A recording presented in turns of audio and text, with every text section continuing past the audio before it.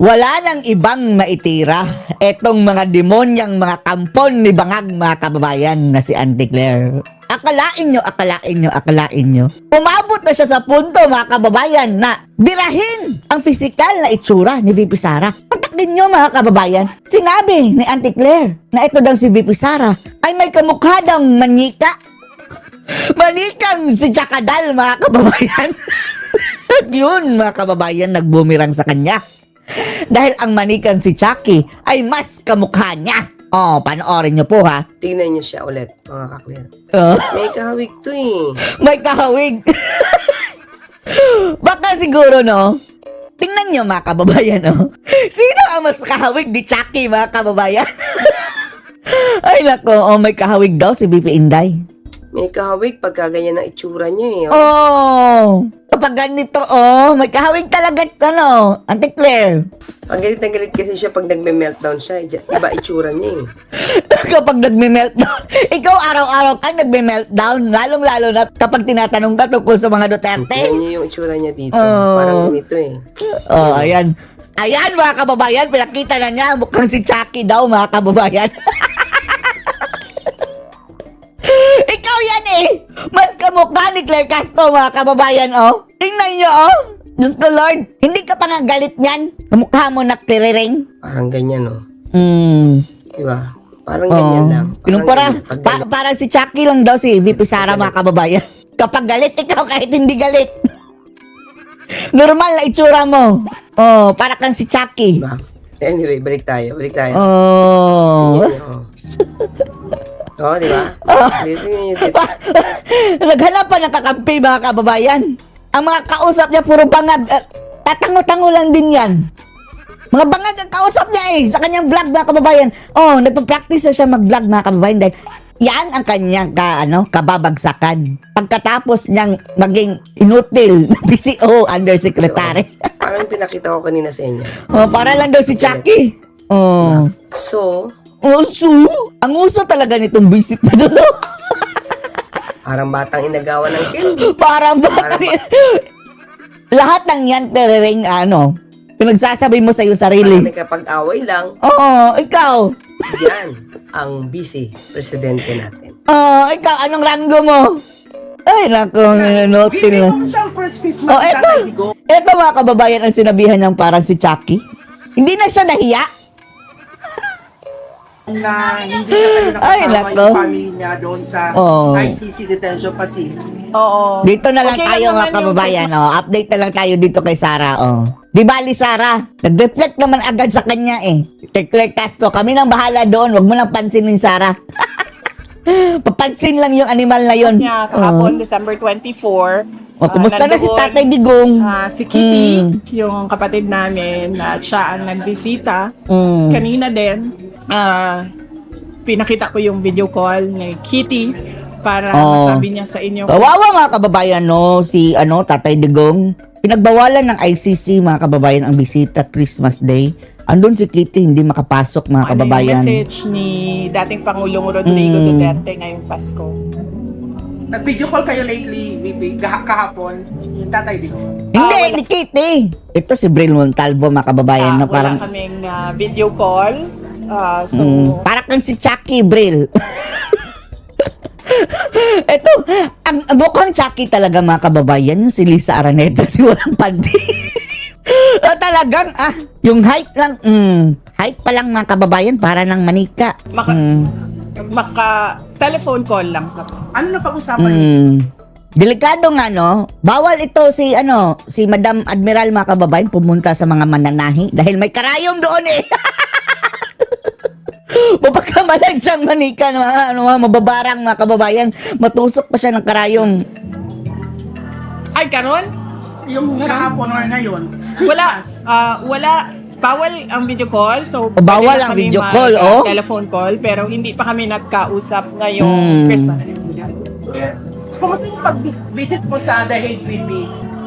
Ang haba nun, sa lahat. Madali Okay lang naman, pagbisita niya sa Dahig. Madaming araw na nagkausap kami ni dating Pangulong Rodrigo Duterte.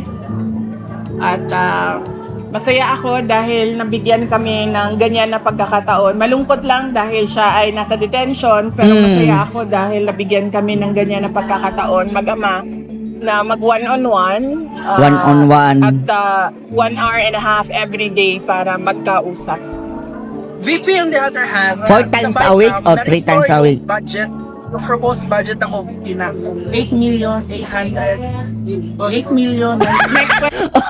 Oh, VP, mag-ingat ka sa mga mga facial expression mo dyan dahil i-screenshot ni Claire Castro. Di ba? I-stop niya mga kababayan tapos sasabihin niya mukha daw si Chucky tapos katotohanan siya naman ang mukhang Chaka mga kababayan si Claire rin. Shot. Gani. Next question. Alam ko na yan. Next question. So, Intrigador ngayong ka, Bril. January, first week sa January, pipirmahan na yung 2026 national budget ni PBB. Hindi pwede, dapat December, before December Hindi daw- 31 pirma. Dapat daw mapirmahan ni Bangag dapat mga kababayan ang budget before December 31 dahil magre-reenact. Pero I think yan ang kanilang plano mga kababayan. I-reenact nila for a while dahil meron silang i-reenact ng mga nakawan Doble ang kanilang mga kababayan pag nanakaw. Budget. Otherwise, mag-reenact yan kung hindi pirmado by December 31. Anong meaning ng reenact, VP? Hindi mo alam yan, Braille Montalvo. Reenact meaning, ang 2025 Para lang mga kababayan, makapag-intriga, maghahanap siya ng mga follow-up dyan. project will continue to take effect, will carry on. So, dapat pirmahan siya before December 31. Sabi naman ng kanyang first week of January, pipirmahan ni PBBM. Naambot sa ila ka. No, ewan ko sa kanila, sabi ni Bipo Sara. Bawal ba yan sa law, VP? Sa batas dapat before December 31. Otherwise, mag-reenact by January 1. So, meaning, Bawal mga kababayan, implement yung 2026 JAA kapag hindi pa napirmahan. babalik yung yung previous budget. Yung December 2025. Yung the most corrupt budget in Philippine history. Budget, Babalik. John Ryan Calonian, sir.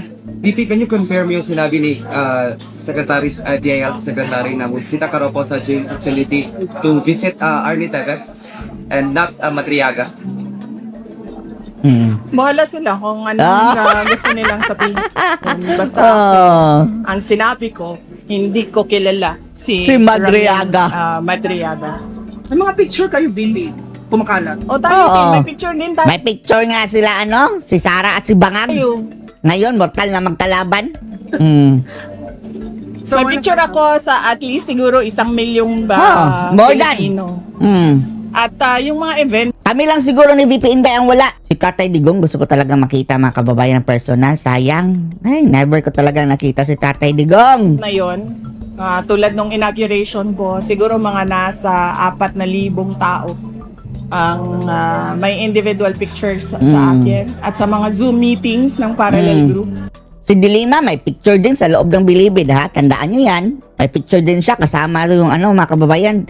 Sinasabing drug lord, di ba, na si Kerwin Espinosa na ngayon, nakibangag na. Friendship na ni BBM, mga kababayan.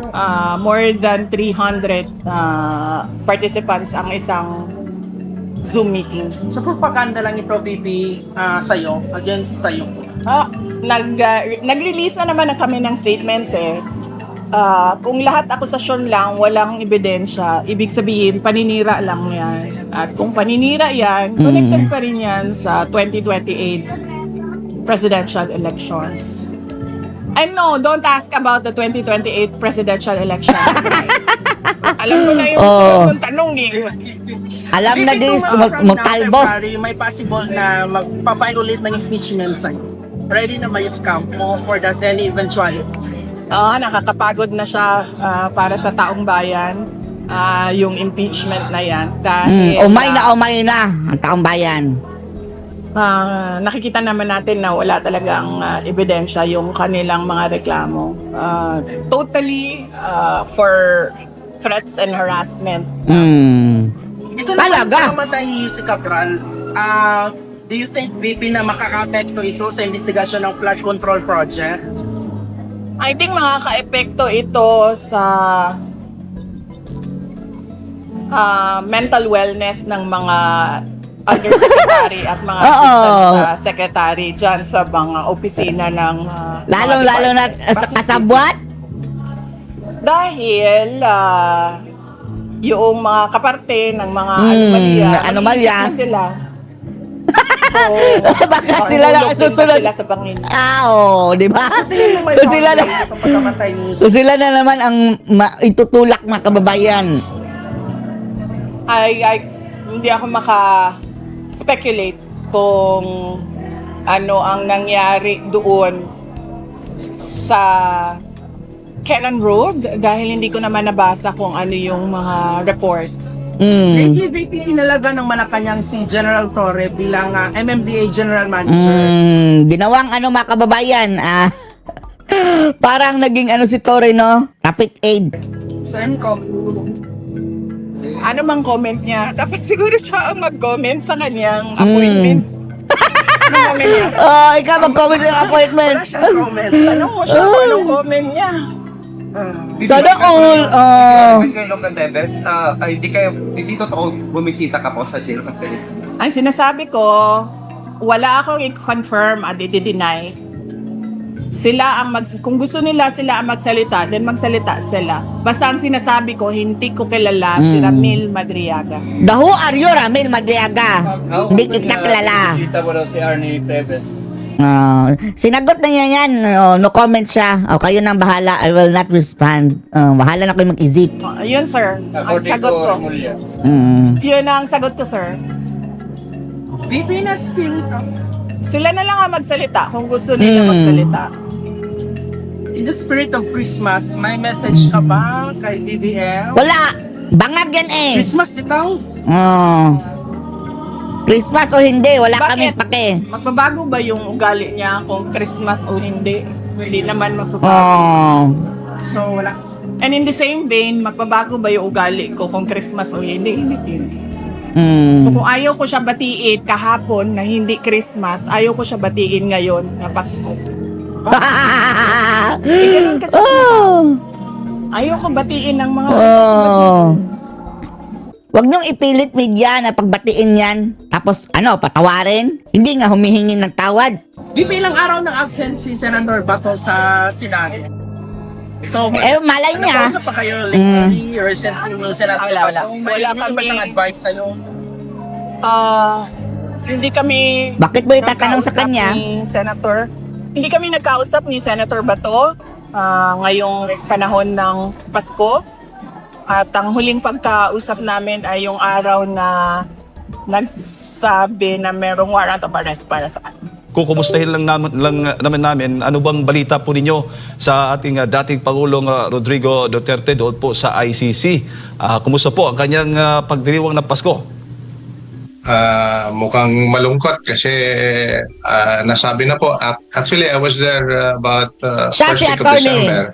Attorney Delgra, mga kababayan, na ang attorney ni Tatay Digong. And we were already told na walang bisita sa panahon ng Pasko at New Year. Kaya buti na lang din na may mga membro ng pamilya, the latest of which was I saw Kitty Duterte there at The Hague, no? Nabisita niya yung papa niya, 24, pero walang bisita ng 25. Sa 26 siguro, makakabisita na naman pagkatapos ng Pasko. Opo. So, yun po yung kalagayan niya pagdating sa kung ano yung pagbibisita sa kanya. Pero mayroong panawagan din po na yung abogado niya ay recall, si Attorney Kaufman was saying na kung meron kayong ipapadala ng mga Christmas greetings, pwede nyo ipadala sa kanya para mabasa niya, no? Kahit na gaano karami yan, aabot din yan doon sa detention facility where he is staying. Opo, hanggang New Year ho ba? Hindi po pwedeng bisitahin ang dating Pangulong Duterte doon po sa ICC dahil holiday nga. Pagkaalam ko po yung sinasabi nating holiday, yung Christmas at saka New Year. So in between that, pag wala pong holiday, pwede pong bibisitahin. Depende po sa schedule. Kasi meron pong schedule tinatalaga yung detention facility. Okay. At hindi po yung buong araw na pinapayagan na pagbibisita. Meron pong oras sa pagbibisita doon sa kanya. Opo. So hindi naman po ito first time, talagang ganyan po yung naging ang kalakaran ng ICC. pagdating po sa mga yung mga gustong bumisita, yung visitation arrangements po nila pagdating po ng Pasko at Bagong Taon? Well, probably because this is the first time, no, na umabot talaga yung pagdiditine ng dating Pangulo sa Paskong ito. Kasi if we may recall, March 11, kinuha po siya at dinala sa Hague. So, ito po yung unang Pasko and hopefully the last, no, pagdating sa pagdiditine sa dating Pangulo. Po. Pero maaari ho ba ninyong maituring din yung issue ng karapatang pantao, yung hindi po pagpapahintulot ng family visits po tuwing court holidays, attorney? Merong minimum in terms of human rights, ano. Kahit na dito sa ating bansa, meron ding pagbibisita na karapatan ng pagbibisita sa mga detine dito. So I hope the ICC would also have that same human rights, the same rights afforded to detainees in their facility. So, hindi lang po yan. Alam po natin na dito medyo maluwag ng konti pagdating sa hindi lang pagbibisita, kahit na yung pagdadala ng pagkain galing sa labas, lalo na yung mga pagkain na gustong-gusto ng detained person, no, dito sa atin. Pero doon po, hindi po pinapayagan yung mga pagkain na gustong-gusto ng ating dating Pangulo. Opo. So, yung pagkain lang po ng detention facility ang kinakain niya. Opo. Attorney, sinong mga nandoon po? Nabanggit po ninyo kanina si Kitty Duterte ay nandoon ngayon sa The Hague. Sino pa po mga miyembro ng pamilya Duterte ang nandoon po ngayon? Yun po ang alam ko lang po, si Kitty, and I suppose she's accompanied by her mother, si Hanilet. When I was there, nagkataon din na when I was there at The Hague, nagkataon din na si VP Sara was there. So we were able to meet together with the Filipino communities doon sa Hague. Grabe yung suporta, if I may say about the Filipino community there, grabe yung suporta ng Filipino community sa Hague, ano? Kulang mintis, patuloy, at kahit na anong klaseng panahon, malamig man o mainit, at during this time, sobrang lamig, pero nandun pa rin sila, naghihintay sa paglabas ng ating dating Pangulo. Opo. Attorney, alam naman po natin na gustong talagang malaman ng ating mga kababayan yung magiging kapalaran ng dating Pangulong Rodrigo Duterte. Ano ho ba yung magiging direksyon po nitong kaso po niya dyan sa ICC? Ang pagkaalam ko, ang pending ngayon na application, ang tawag doon application, ang tawag natin dito sa local na our domestic judicial system, a motion, ano? Yung motion na kapending doon, it's actually an appeal on jurisdiction. Their application for jurisdiction was denied by the Pre-Trial Chamber, and now it is being heard by the Appeals Chamber. So yun po ang inihintay natin na resolution na manggagaling sa ICC. The latest of which is, if I recall, both parties or all parties have already submitted their comments or their brief, we call it, appeal brief, on the issue of jurisdiction. Pero lately, yung appeals chamber ay nagpalabas ng order na kung pwede dagdagan pa yung mga komento o argumento ng mga partidos patungkol sa issue ng jurisdiction. So mukhang matindi yung pag-aaral ng ICC patungkol dito. If I may just probably make an opinion na kung if that will be denied, then trial will proceed. But if that will be granted, then obviously there is no case to be heard before the ICC. At makakalaya na ang dating Pangulo at makakauwi na sa Pilipinas kung the issue of jurisdiction will be granted. The lack of jurisdiction will be granted as prayed for by the former president. Opo. So yung issue po ng pagpapalabas kay attorney kay dati Pangulo Rodrigo Duterte, attorney, nung una, di ba binasura po yung kanyang apela noon? Wala na po yun. Wala na pong po pwedeng remedyo noon. So ngayon nasa issue po ng jurisdiction na. Yung una po, ibinasura yung application to dismiss the case on grounds of jurisdiction. Kaya inapila po nila sa appeals chamber. Yung denial din, there's a similar case or similar application that I filed. When I say they, I'm referring to the defense team of the former president, no, headed by Attorney Nicholas Kaufman. Yung issue on interim release, Yes. which was denied, and I understand they have filed an appeal as well. Opo. Motion for reconsideration on that one. Opo. So ibig sabihin na pwede pang didesisyonan pa pala itong apila ng interim release kahit nag-apila na noong una, attorney. Wala pong magiging problema doon. Ang pag-alam ko, there's a provision in the Rome Statutes where, kasi among the grounds that were mentioned on the prayer for interim release is his physical and medical condition ng dating Pangulo. At under the provisions of the Rome Statutes, meron pong tinatawag na review every 120 days. So baka pwede makita doon na uli when his medical and physical condition would be reviewed, and the court would review the ground for the prayer for interim release. Baka pwedeng payagan pagdating na panahon. Opo. Speaking of yung kalagayan po ng dating Pangulong Duterte, attorney, kumusta na po ang kanyang kalusugan?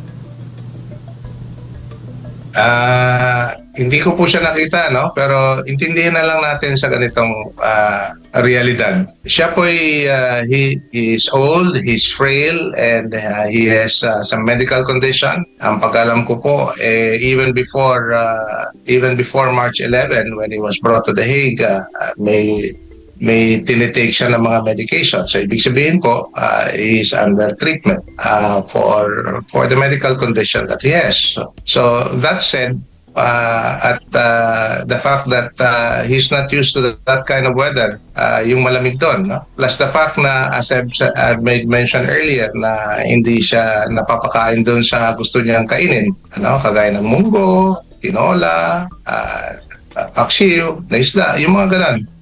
The simple or ordinaryong pagkain na kinakain natin, yun ang paborito niya, hindi siya makakakain. So, we would expect na there's a toll on his health and in his medical condition as well. So let's continue to pray for him, for his good health, especially during this time of Christmas, that we'll be able to continue to support him, and that we will express our support para alam niya na patuloy itong laban na ito, patuloy na yung pagdadasal at pagsuporta para sa kanya.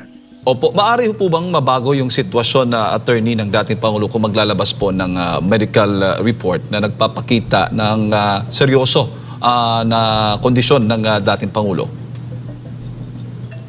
Maaari naman din po. In fact, I read one item in doon sa sinight ni Attorney Kaufman na based on the medical findings, the one that was findings of the panel of medical experts that was convened by the ICC.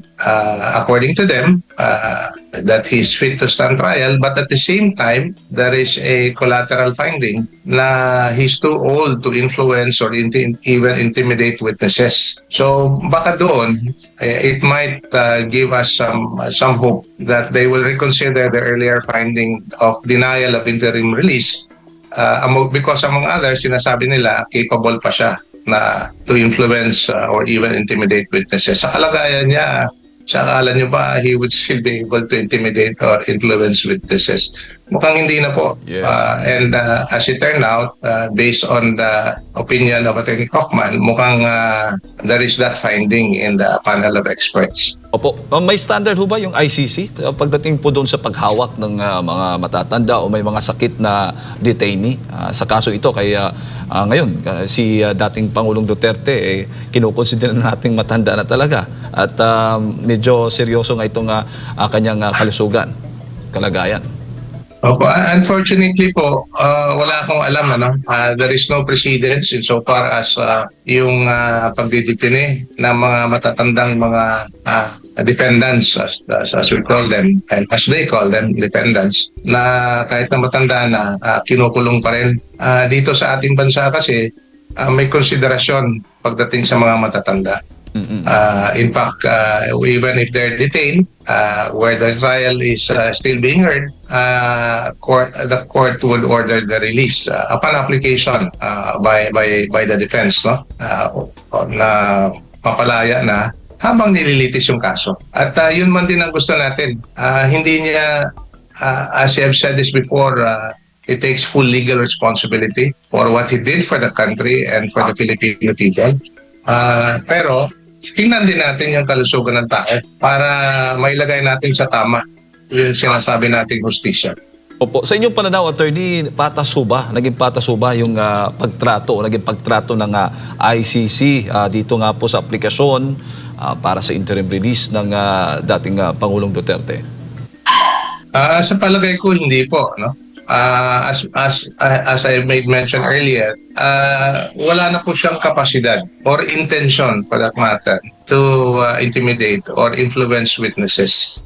Ang gusto niya ay mapalaya at mapalaya siya sa detention, but at the same time, he will continue to face trial. In fact, if I may put it in context, as he had made mention that he wants to assume full legal responsibility and face whatever charges that he has been saying that that he will face it before a Filipino court, before tried by a Filipino judge, because our Philippine judicial system is fully functioning insofar as cases, political or otherwise for that matter.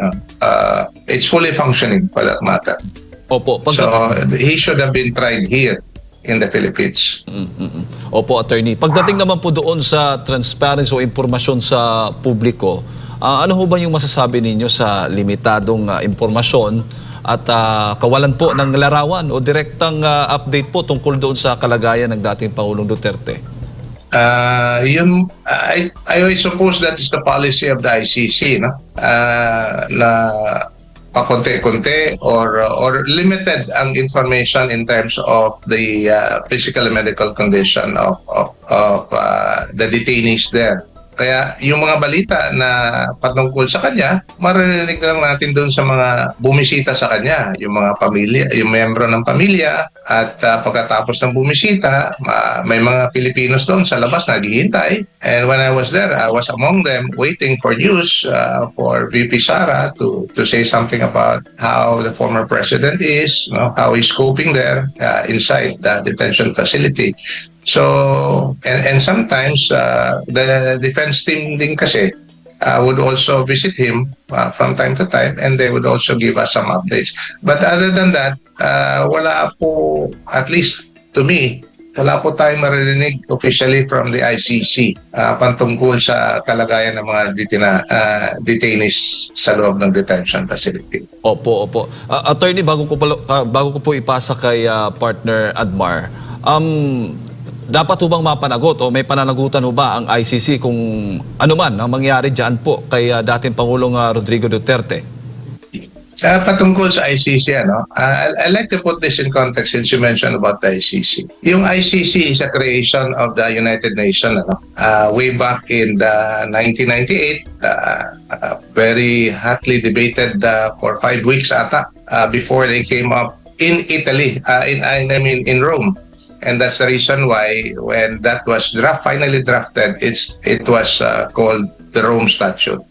Having said that, pagdating sa mga ganong klase kasi, these are what you call international agreements. These are treaties, so to speak. Kung saan yung mga bansa, sang-ayon doon sa provision na yan, will consent to this treaty or statute for that matter that they have made. And in context, almost 200 or more or less about 195 UN members po United Nations members all across the world.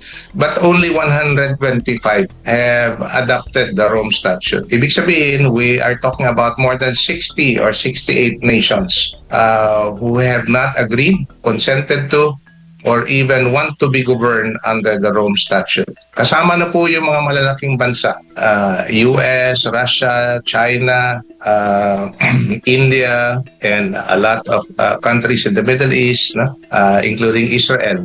So for those who don't want to be governed by the Rome Statute, hindi sila masakop sa mga provisions under the Rome Statute. Anong investigasyon na yan, they're not supposed to be covered by it.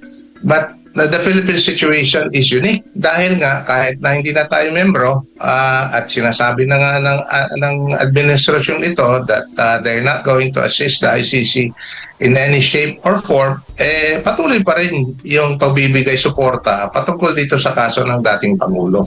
So this is what's unique about this case of former President Duterte. And I hope we will be able to correct this mistake even here in the Philippines, domestically, by not supporting in any way the ongoing ICC investigation into the case. Alam nyo ba hanggang ngayon kumakalap pa sila ng ebidensya?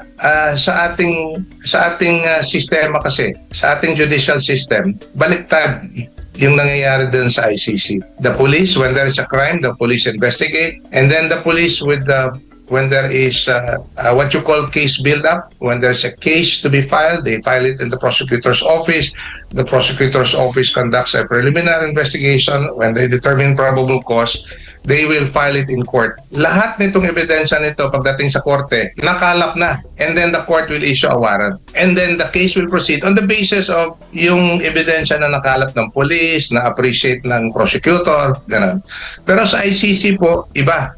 Hanggang ngayon, kumakalap pa sila ng ebidensya kahit na meron na silang warrant of arrest to justify the arrest and detention of the former president.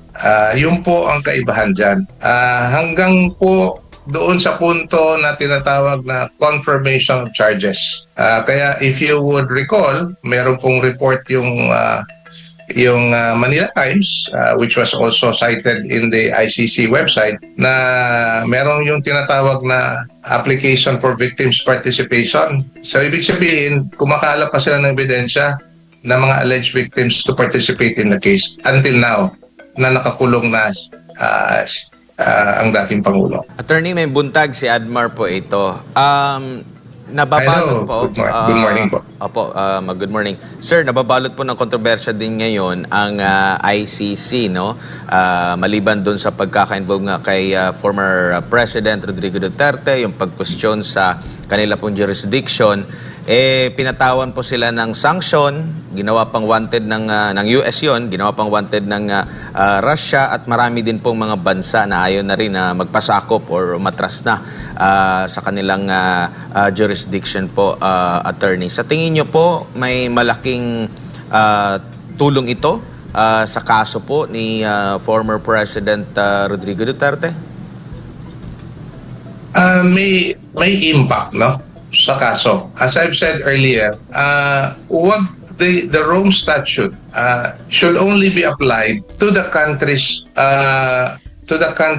who have accepted the provision of the Rome Statute. Ibig sabihin, who became what you call state parties to this statute. Yung mga nations, yung mga bansa na ayaw sumapit dito, respect them. Do not ang nangyayari kasi, like in the case of Israel is not a member, and yet the ICC is investigating that particular the country of the nation of Israel. And as it turned out, what are they investigating? They're investigating alleged crimes that allegedly happened inside Palestine, or particularly in Gaza. Palestine is not a member of the ICC, no? So ganun din ang that's the reason why these countries are upset, if I may call it that way, no? In fact, angry, considering the fact that they already have imposed sanctions on ICC judges for having to proceed with the investigation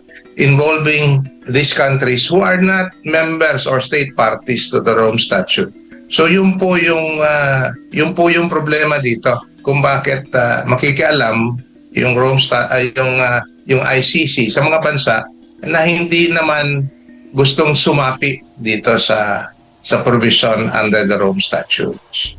Opo. And dito naman po sa nabanggit niyo po na overwhelming yung suporta, mahigit 9 na buwan na po na nakadetine ang dating Pangulo sa ICC. Para po sa mga nagtataka rin, bakit kaya hindi nawawala, hindi naglalaho yung suporta ng ating mga kababayan sa dating Pangulo kahit na hindi nila ito nakikita sa mahabang panahon. Siguro huling public appearance niya maliban doon sa Hong Kong ay yung panahon po na siya po'y inaaresto po, attorney.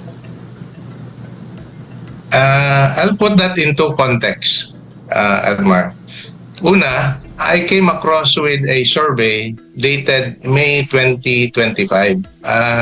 Yung survey na yan, siguro you can Google it, na nagtaka ako kung bakit in terms of trust rating, hindi naman siya Pangulo for the last 3 years, siya yung nasa taas, 65% if I may recall.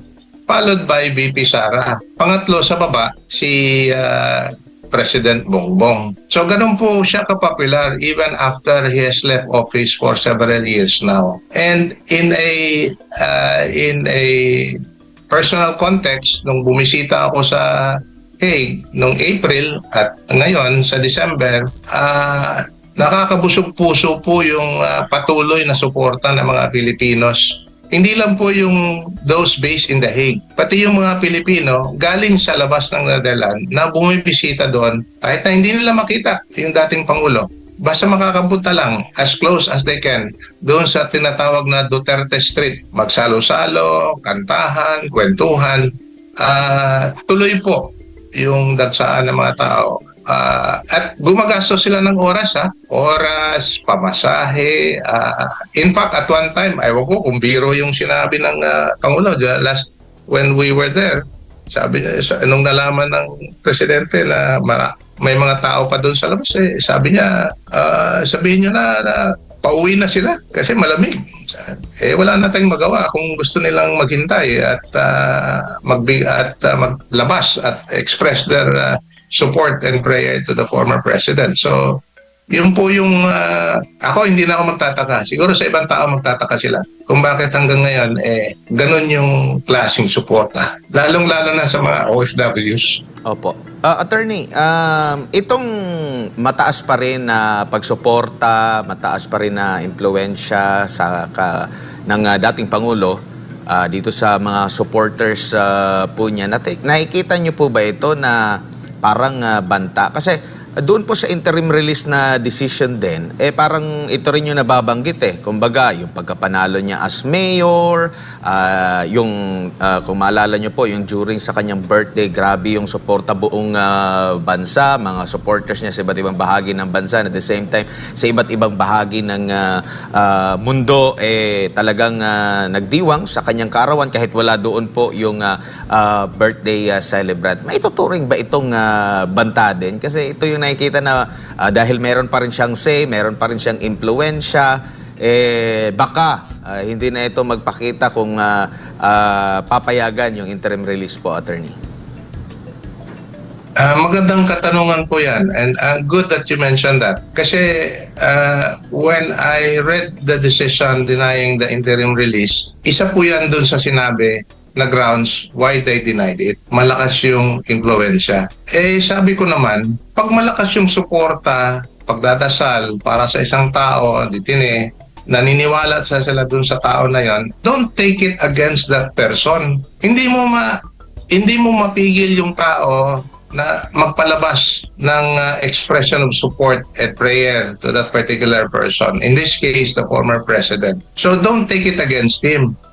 If there's so much support, you might consider it as influence, pero sa kalagayan niya, narinig niyo ba sa kanya na, sige, marami akong suporta, habulin niyo yung mga nag-file ng kaso sa akin? Wala kang marinig sa kanya. Kaya yun, dun pa lang, do not interpret the overwhelming support and prayer of people across the world, not only of Filipinos, or mostly Filipinos, but even non-Filipinos for that matter. And that would now be construed against the man who is detained in The Hague. Hindi mo mapigilan yung mga tao na magbigay na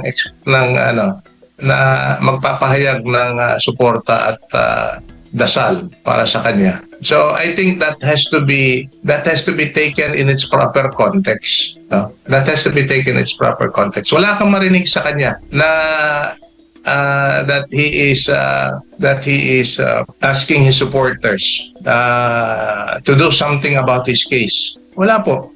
And what gives him that reason, that motivation to continue with this fight, notwithstanding his condition, the difficult circumstances that he is in now, is because of the support and prayer of the people across the world. So yung po ang gusto nating iklaro lang sa punto ng appreciation on whether may banta o yung influensya would be equated to banta. Wala kang marinig sa kanya na pagbabanta gamit yung mga tao who have been expressing support.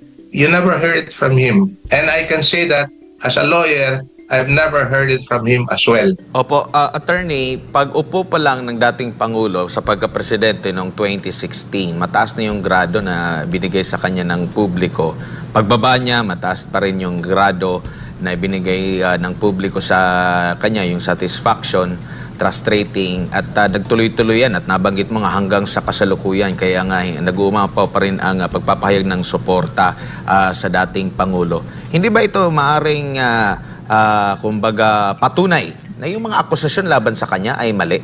Kasi kung meron siyang pang-aabuso na ginawa sa kanyang termino, hindi po ba magre-reflect din yan at ang taong bayan ang makapagsasabi kung ito ba'y naging mabuti na leader o naging masamang leader, naging abusadong leader, at yung mga akusasyon laban sa kanya ay totoo, hindi, attorney? Alam mo, may nakausap ako the other night during a Christmas party. Exactly what you told me. Ganon din ang sinabi niya. Kung talagang masama yung tao, may ginawa na maramihang paglabag sa batas, bakit umaapaw at patuloy, hindi lang umaapaw, at patuloy yung suporta para sa kanya? So, yun pa lang, you have to ask that question yourself. All across the political divide, kasama na yung nasa kabila na ayaw maniwala na yung dating Pangulo, si Tatay Digong, si Mayor Rudy, sa mga kaibigan, bahay nga lang ang gusto niyang matawag sa kanya, na he did it for the country and for the Filipino people. Yun po ang pabalik-balik na sinasabi. And in fact, during the campaign, I saw one video clip. Sabi niya, sa gagawin kong ito, mukhang makikita ko, makukulong ako. Pero hindi niya aatrasan yung kailangan niyang gawin para sa bansa at para sa mamamayang Pilipino. Yun ang kaibahan. And, pero if I may magdagdag lang ako sa maliit na konteksto dito sa taong ito. The other day, a few days ago, I attended a Christmas party sa mga bata at sa mga abused women. Palagi yan, Pasko, every Christmas.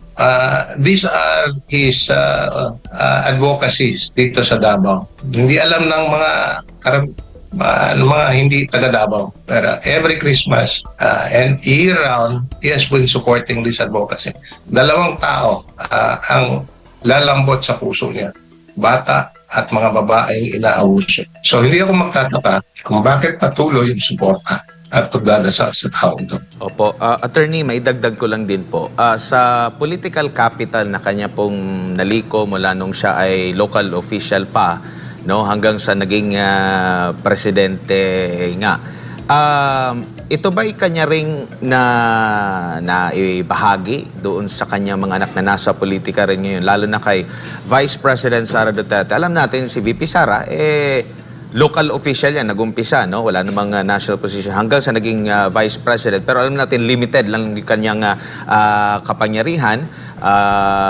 Naging cabinet secretary or naging DepEd secretary din po siya and naging president. Pero unlike sa pagiging presidente or ibang mga national talagang maraming mga nagagawa, maraming kapangyarihan. At nananatili siyang mataas ngayon at yung iba pang mga anak niya talagang laman din, no, na kahit na yung mga taga ibang lugar na hindi lang taga Davao City, hindi lang taga Mindanao, talagang kilala at kumbaga kinikilala sila, no, kahit na hindi pa nakapagsilbi in a national level. Ito bang mga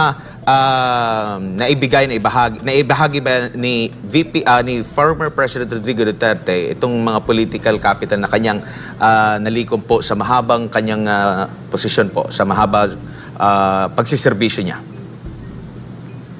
I would look at it in a more fundamental way. Hindi lang po political capital ito, kundi karakter ng tao na ipamana doon sa mga anak. Karakter po ito. Kaya kung ano makita ng tao, yun yung personalidad at karakter ng tao. Alam niyo ba yung pumunta ako sa Hague na nung December na nakita kami ni VP Sara, I was surprised.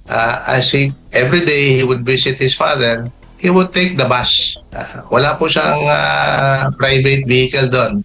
Naglalakad doon sa bus station. Pagdating doon sa bus station, lalakad ka pa ng more than half a kilometer to the detention facility. Yun po ang ginagawa ni VP Sara. So it's basically the character of the person. So if you would be able to project that, in a very honest, candid manner to the people that you serve, ang resulting effect nga, yung sinasabi mong political capital. Pag hindi ka matino, hindi ka honest, no? In your dealings with sa kapwa, sa tao. And in this case, yung sinisilbihan mo, ay wala talagang maniwala sa'yo. O kung meron man, yung doon sa makakakuha ng what you call people of vested interest, you know? But to the people whom you really want to serve, and you show that kind of true character, the character not just a leader, but as a person who is willing to share your life with others, the resulting effect is the huge political capital that you had. And by the way, the motivation is not the political capital. The motivation is simply to serve. Kung it's simply wanting to do what is right sa kapwa mo. Yun. At nakita ko yan sa dating presidente. Nakita ko rin yan sa mga anak. Marami nagsasabi nga at I'm one of them. Baste is makita mo yung ama doon sa... Opo. Okay, balikan lang natin si Attorney Martin Delgra, isa sa mga legal counsel po ni dating Pangulong Rodrigo Duterte. Napag-uusapan po natin yung update and at the same time dito po sa mga ganap kay kay former President Rodrigo Duterte dyan po sa The Hague, Netherlands. Ulitin lang natin, no? Gaya rin ang sinabi ng kanyang anak na si Kitty Duterte, na siyang nandun ngayon sa The Hague, Netherlands. Hindi sila pinayagan, no, na makasama ang kanilang ama sa mismong araw po ng Kapaskuhan dahil nga po sa holiday. Possible din sa mismong unang araw po ng bagong taon, no? And at the same time, marami pa tayong mga katanungan sana kung makabalik mamaya-maya si Attorney Martin Delgra.